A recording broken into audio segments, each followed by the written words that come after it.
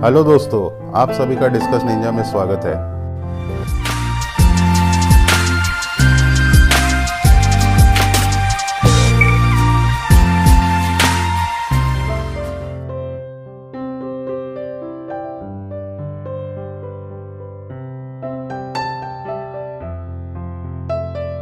Discuss disease and treatment series का ये 5th part है। अभी तक विनील भाई ने फर्स्ट पार्ट में गिलफ्लूक्स के बारे में समझाया था, सेकंड पार्ट में फिनगॉट के बारे में, थर्ड पार्ट में विनील भाई ने एक्सामीटा एंड इंटरनल पैरासाइट्स के बारे में बात की थी एंड फोर्थ पार्ट में फिश टैंक साइकिल के बारे में समझाया था। अगर आप में से किसी ने वो वीडियोस मिस किए हो तो उनके लिंक्स ऊपर आई बटन में एंड नीचे डिस्क्रिप्शन में मेंशन किए हैं। हमारा एक सब्सक्राइबर है सिद्धार्थ, तो उन्होंने ब्लैक पेपरिंग के बारे में जो डिस्कस तो होता है उसके बारे में पूछा है, तो उसके बारे में कुछ बताएंगे? पेपरिंग जो बेसिकली फिन्स पे एंड बॉडी पे जो हम देखते हैं वो कुछ जेनेटिक्स में बहुत डोमिनेंट रहता है, जैसे पिजन लाइन में रहता है, मेलन लाइन में रहता है। तो ये पेपरिंग अगर जीन्स में ही है नेचुरली तो हम इसको कितना भी कुछ भी करें वो 100% तो जा नहीं सकते, बट हम इसे कम ज़्यादा करना अपने हाथ में।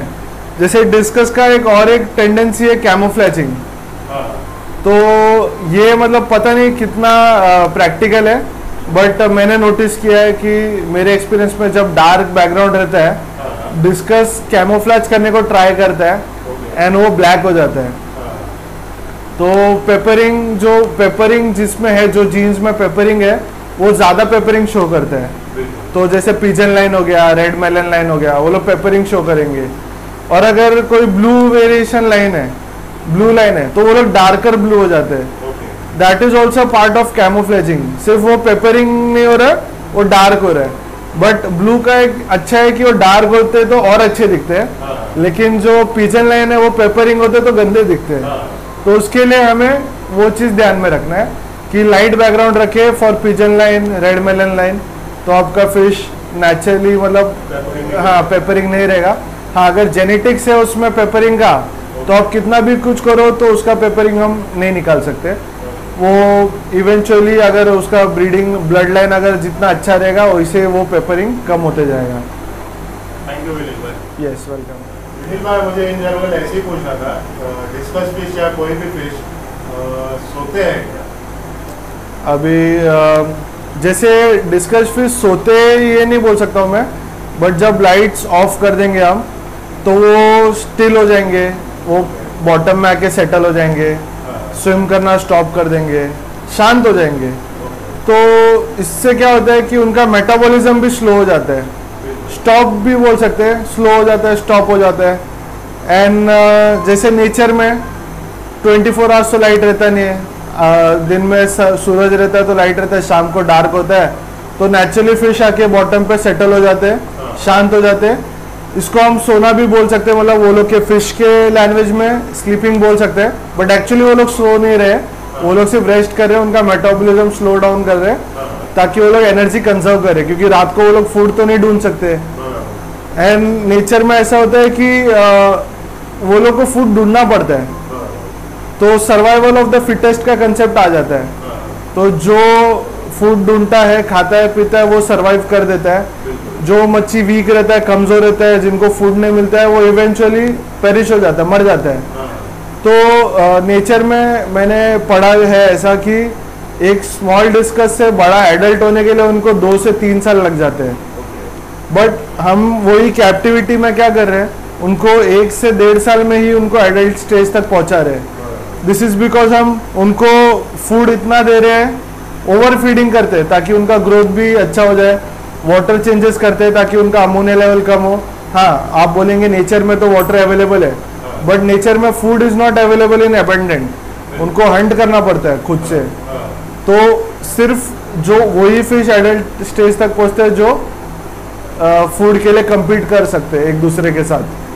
तो यूजुअली यही बोला जाता है कि नेचर में लाइफ बहुत डिफिकल्ट है डिस्कस के लिए, बट जो वो स्टेज पार गया, जो एडल्ट एज तक पहुंच गया, that means he has survived and he has competed amongst many discuss वो स्टेज तक पहुंचने के लिए। बट हमारे इधर कैप्टिव ब्रीडिंग में ऑलमोस्ट सभी डिस्कस सर्वाइव कर जाते हैं, 90% डिस्कस एडल्ट एज तक पहुंच जाते हैं, तो इनको इतना कम्पीट करने का जरूरत नहीं रहता है। तो अभी मैं आपको ये कंसेप्ट बताना चाहूँगा कि लाइट का आप जैसे बोले डिस्कस होते हैं क्या, तो मैंने ये चीज़ इसके लिए बताया कि लाइट जब ऑन रहता है, डिस्कस एक्टिव रहता है, उनका मेटाबॉलिज्म ऑन रहता है, मतलब वो लोग कंटिन्यूस उनका फूड सिंथेसाइज कर रहे हैं, जो खा रहे हैं वो एनर्जी में कन्वर्ट हो रहा है, वो उनके ग्रोथ के लिए हेल्प हो रहा है कंटिन्यूस, अगर हम 24 घंटा लाइट देते हैं तो। बट अगर हम रात को 8 आवर्स लाइट बंद करते हैं तो उनका मेटाबॉलिज्म स्टॉप हो जाएगा, फूड सिंथेसिस कम हो जाएगा, उनका ग्रोथ उतने टाइम के लिए स्लो हो जाएगा, स्टॉप तो नहीं बोल सकता, स्लो हो जाएगा। तो वही एक रीज़न है कि कैप्टिव ब्रीडिंग में 1.5 साल में फिश एडल्ट स्टेज तक हो जाता है, एंड वाइल्ड में वही 2 से 3 साल लग जाते हैं। यही एक रीज़न है लाइट की वजह से। हमारे सब्सक्राइबर ने ही पूछा था कि डिस्कस को लाइट कितना टाइम देना चाहिए, तो आप क्या मतलब क्या रेकमेंड करेंगे कितना टाइम डिस्कस को लाइट देना चाहिए? जैसे अभी आपका ग्रोइंग फिश है जो कंटिन्यूस खाना खा रहा है, बढ़ रहा है, पानी चेंज कर रहे हैं आप कंटिन्यूस, एंड आपको चाहिए कि उसका ग्रोथ बहुत रैपिड हो, तो 24 आवर्स लाइट देंगे, मतलब एकदम ब्राइट लाइट की जरूरत नहीं, ये दिस इज टू ब्राइट, एक छोटा सा बल्ब भी लगाएंगे जो सिर्फ उनको थोड़ा बहुत दिखे, ऐसा नहीं कि एकदम ब्राइट हो गया तो भी चल जाएगा। 24 आवर्स एक लाइट सोर्स रहना चाहिए, छोटा लाइट सोर्स रहेगा तो भी चलेगा। बट अगर आपका एडल्ट फिश है, ऑलरेडी वो ग्रो हो चुका है, then you can switch off your light at night and maybe, या फिर सिर्फ 12 आवर्स आप लाइट चालू रख सकते हो, 12 आवर्स आप लाइट बंद कर सकते हो। दैट इज ऑल फ्लेक्सिबल आपके हिसाब से। Once the discus is adult, आपके हाथ में आपको क्या करना है। एंड अगर आपका प्लांटेशन टैंक है तो एनीवेज आप फुल टाइम लाइट चालू नहीं रख सकते, उससे एल्गे का भी प्रॉब्लम हो जाता है। बहुत लाइट चालू रखने का भी एडवांटेज भी है, सेम डिसएडवांटेज भी है। डिसएडवांटेज ये है कि एल्गे आ जाता है, पानी थोड़ा ग्रीनिश लगने लगता है, सिलिकॉन पे भी ग्रीन कलर का शेड आ जाता है। तो मैं तो personally full time main light on रखने का रेकमेंड नहीं करता हूँ, एक छोटा सा रूम में बल्ब रहेगा, दैट इज ऑल्सो इनफ, उस पर आप रख सकते हो। Yes, welcome. उम्मीद है आप सभी को ये वीडियो पसंद आया होगा, एंड आई होप इस वीडियो से आपको काफ़ी नॉलेज एंड सीखने मिला होगा। डिस्कशन में अगर कोई पॉइंट मिस आउट हुआ हो तो, या कोई व्यूअर को कोई चीज़ समझ ना आई हो तो, या कोई भी डाउट हो तो प्लीज़ आप हमें कमेंट्स में लिखें। We will try our level best to solve that issue. आप मेरे बाकी के वीडियोस भी चेक कर सकते हैं, उनके लिंक्स नीचे डिस्क्रिप्शन में मेंशन किए हैं। Please like, share and subscribe to my YouTube channel. तो फिर मिलते हैं अगले वीडियो में, तब तक के लिए thanks and God bless you all.